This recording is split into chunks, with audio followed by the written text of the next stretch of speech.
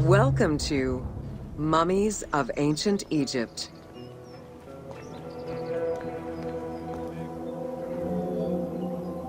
The mummification process used by ancient Egyptians was highly ceremonial in nature. The different types of mummification took into account the social level and richness of the deceased and even included animals. The most expensive was that reserved for the pharaoh and the royal family, as well as some of the wealthiest members of the court.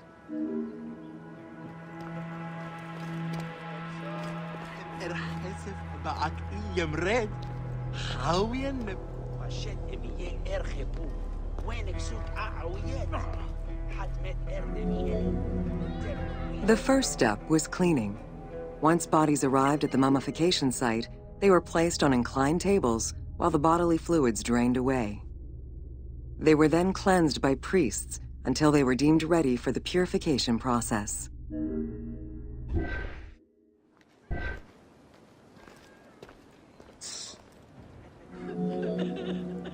The purification of the body began with a libation from sacred water. The priest then fumigated the body with terebinth resin. After the ritual cleansing, priests used oils, spices, and all kinds of essences to further purify the body of the deceased. Finally, all body hair was meticulously removed.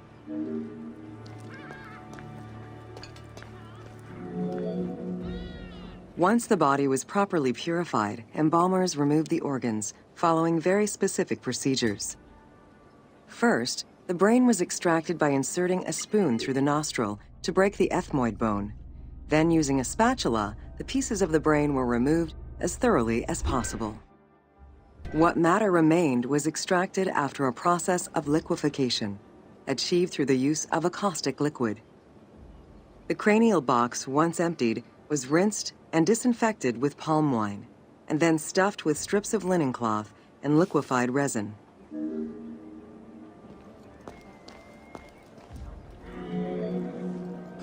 After taking care of the brain, embalmers made an incision on the left flank and carefully set aside the viscera.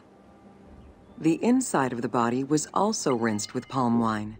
Then the embalmers filled the belly with pure myrrh, cinnamon, and other perfumes and sewed it shut. The removed viscera were washed in palm wine and packed in crushed herbs before being placed in canopic jars.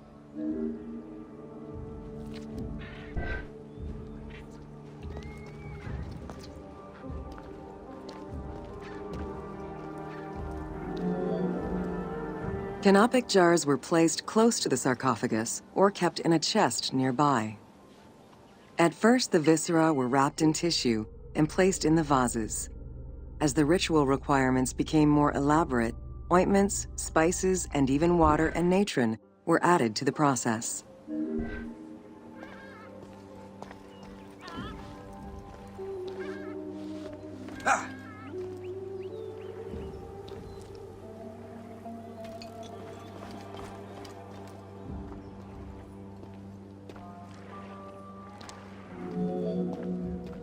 Towards the middle of the New Kingdom, canopic jars assumed the appearance of the 4 sons of Horus. They were known as the protectors of the viscera. These protectors had their own guardians, each a goddess of the dead. Imseti, the human-headed god, protected the liver and was protected by the goddess Iset. Hapi, the baboon-headed god, protected the lungs and was protected by the goddess Nephthys. Dumut-Ef, the jackal-headed god, protected the stomach and was protected by the goddess Neith. And finally, Kebesenuef, the falcon-headed god, protected the intestines and was protected by the goddess Selket.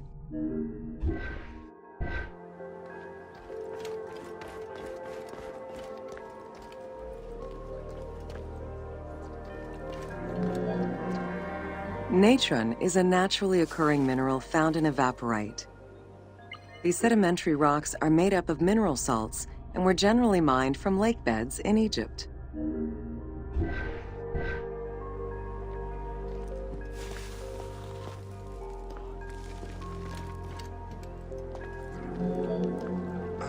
Embalmers used natron as a desiccant to dry the flesh and stop the corpse's putrefaction process.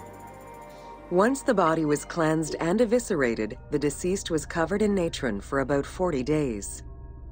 Once desiccated, the body was prepared to be wrapped in strips of linen.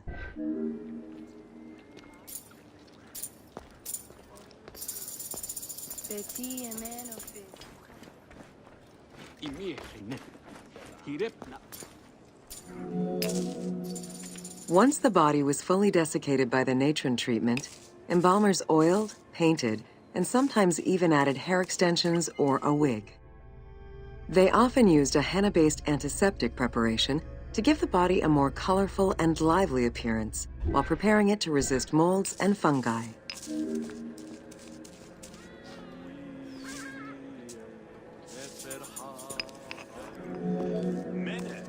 Next came the phase which gave mummies their most well-known appearance, the wrapping.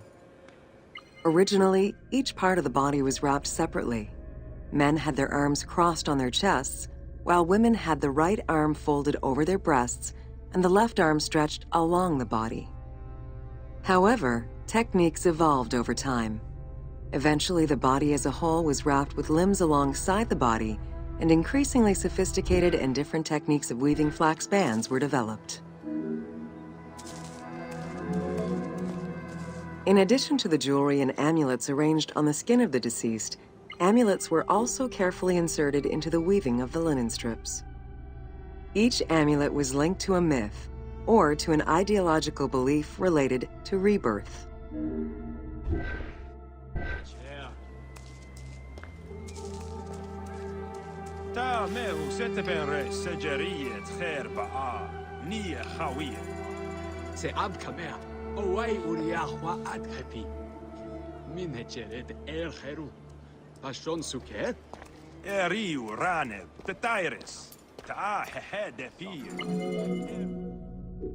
Masks were an important part of a mummy's finery.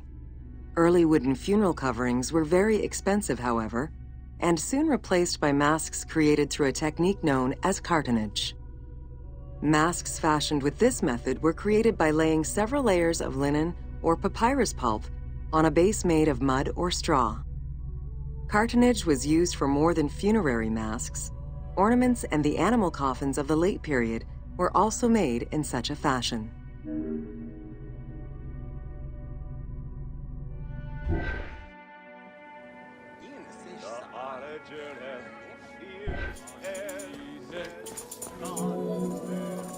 Cartonnage evolved to cover the entire body of the mummy during the 22nd dynasty.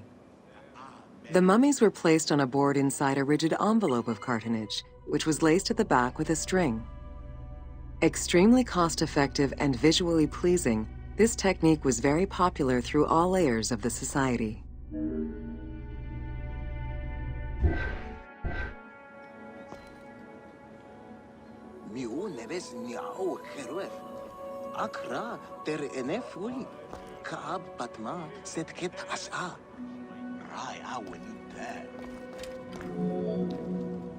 Cartonnage envelopes were usually covered with inscriptions and polychrome decorations, specifying the names and titles of the deceased, scenes depicting daily life, or decorations specific to the funerary world.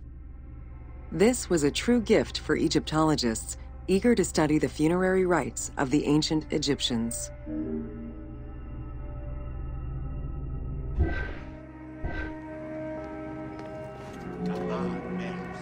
Once the mummy was properly wrapped and adorned, the embalmers proceeded with the ceremony of the opening of the mouth. A vital step of the funerary process, this ceremony was meant to bring back to life the deceased themselves or an object representing the deceased.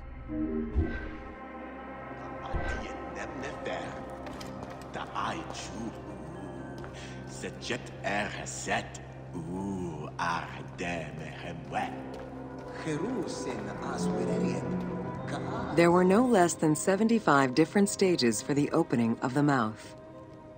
It required the application of the same oils, ointments, spices, and perfumes used during the mummification process.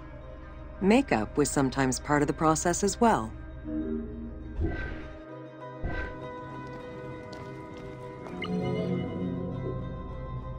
The last stage of this long ritual was the act of touching the mouth with the adze to symbolically allow the breath of life to infuse an inert body. Its performance was reserved for a very specific set of people: priests who wore the mask of the god Anubis, a close relative of the family, or by the heir to the throne.